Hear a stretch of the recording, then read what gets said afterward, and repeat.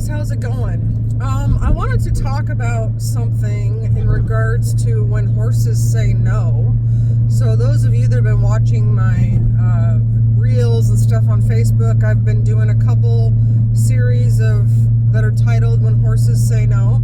So let's kind of break that down a little bit, because what I'm finding is that there is a new movement of people, and I'm just going to say people because it's not just trainers. I do a lot of it in massage, but I'm noticing a lot of it in training, like trainers who work with a lot of different horses.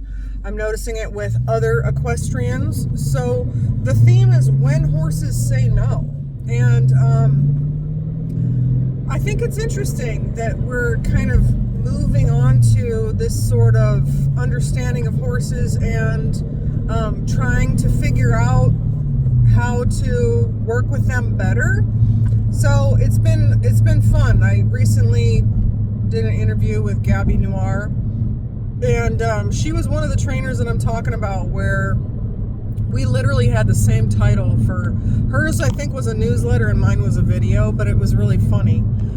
And we've been overlapping on a lot of stuff and not trying. So there is something really cool happening in the equestrian world, and I think I'm a little slow to the party, to be honest with you, because it's been going on for a while, but I'm noticing it a lot now. And so I want to talk about this idea of when horses say no. And I'm obviously going to be coming from the massage therapist perspective, but and so it would be cool if it's something that you're interested in to pay attention to trainers that are talking about it. And like I said, Gabby Noir is talking about it, and she had mentioned a gentleman on Facebook. He's a neurologist, I believe. He's been talking about it. So it's really a cool subject. But let's talk from a massage perspective, okay? So what is it when a horse says no? Well, it's a lot of things. So you have to be paying a lot of attention. And I was just talking to one of my clients, and she was saying how if you're going to be good at something, and we were talking about rodeo stuff actually, but it got brought up again, and it's like, if you're going to be good at something, you have to be all in, okay? And it becomes really obvious when people are not all in, because you cannot, in massage, you are not going to be very effective if you are not all in. Okay, and so what that means to me is, if I can't figure something out, and if I can't get a muscle to release, it really bothers me.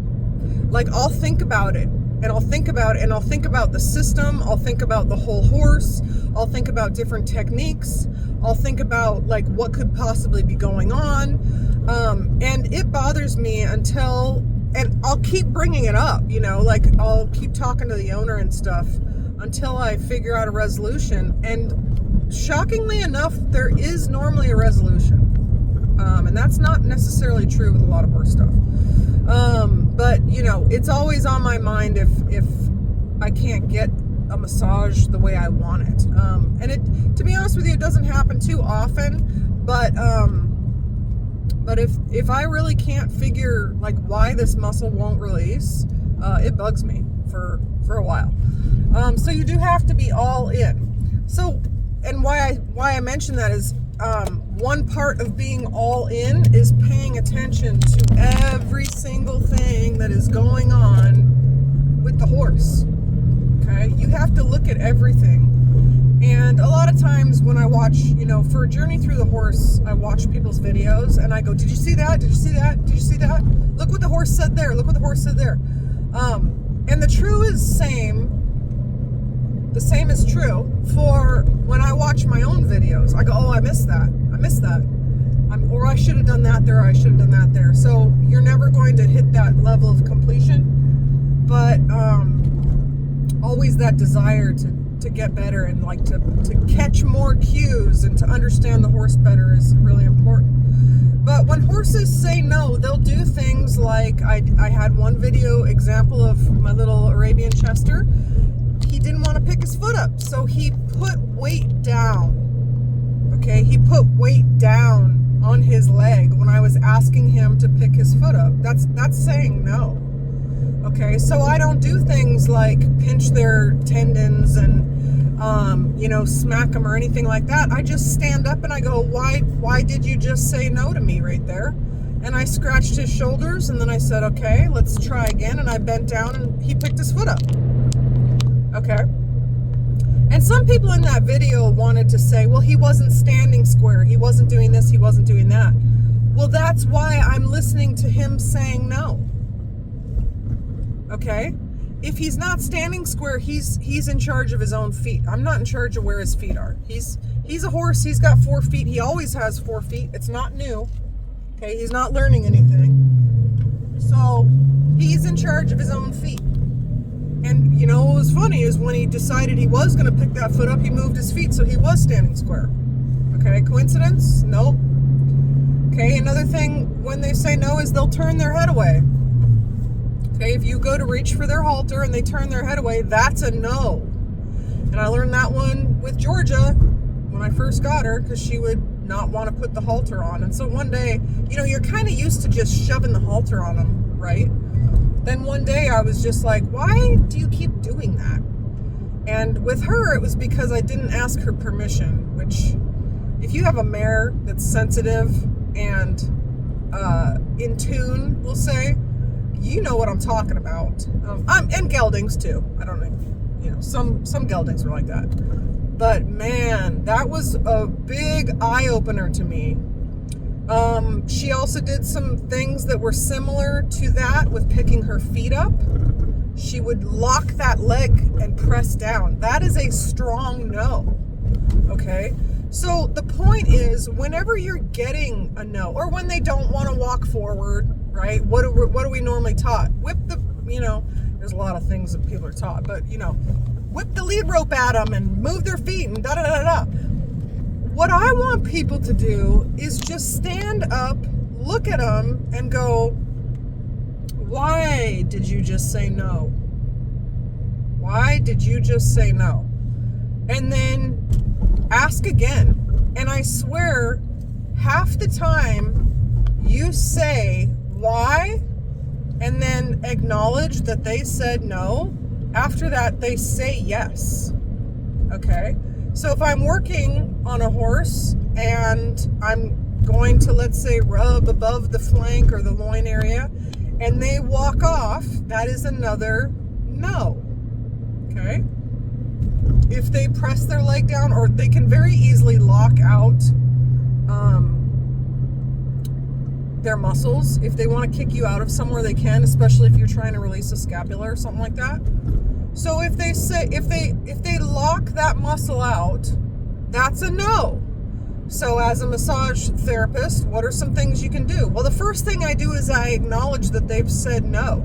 And then I go, why? Okay? So in a case of a muscle, that muscle is probably too sore, or they're defending it because they don't know what you're planning on doing. And I go, no problem. I'm going to back off.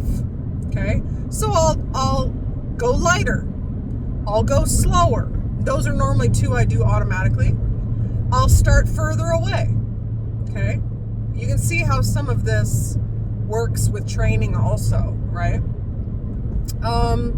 I'll go somewhere else on their body and come back to that spot. Win them over on their glutes, come back to the loin, okay? And I've started massages at the hind end because the horse was so defensive of the face and head. And by the time I got up to their face and head, they were like, do whatever you want to me. Do whatever you want to me. I have no questions for you. I believe you. Okay? So the only reason that occurs is because I listen to what they say.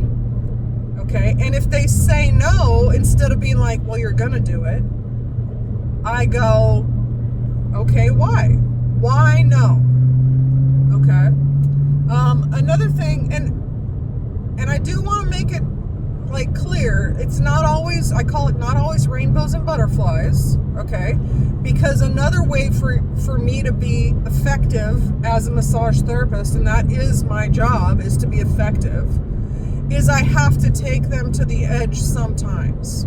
And taking a horse to the edge isn't always the most pleasant thing, but it has to be done. So what I have to be really good at is communication with the horse, acknowledgement of what they're saying, and I swear they're masters of intention. So if they know that I'm acknowledging them, then I can do a lot more with them. But if they think I don't even see what they're saying, or I don't pay attention, or I don't care, you're not going to get very far, especially with the really sensitive horses. Now, other horses will just go internal and shut down. And so you might think that you're doing a great job, but you're shutting a horse down because you're not listening. So there's just a ton of things that go on. But the better you become at observing these little forms of communication, the more effective you're going to be as an equestrian, as a horse person, as a massage therapist, as a rider, as a trainer. Okay, because they all matter. They all matter. So that's kind of my idea. When horses say no, what do? Well, I acknowledge that they said no is the first thing that I do. I go, okay, I got you. I kind of stop doing what I'm doing, or I will just tell them I understand. And again, masters of intention, they get it. Okay. And then I'll try to change something that I'm doing so that it's more palatable for them. Palatable. And that helps the situation a lot, because they know that you're trying to help them. Okay, or just go somewhere else in their body. So anyways, I hope that helps. It's an important subject, and I'm seeing it in a lot of different places, which is fantastic. And it's making a big difference in how horses get treated and how we interact with them, and the relationship that you're going to have with them. So it's pretty awesome. But I hope that helps. I'll talk to you guys soon. Have a good one.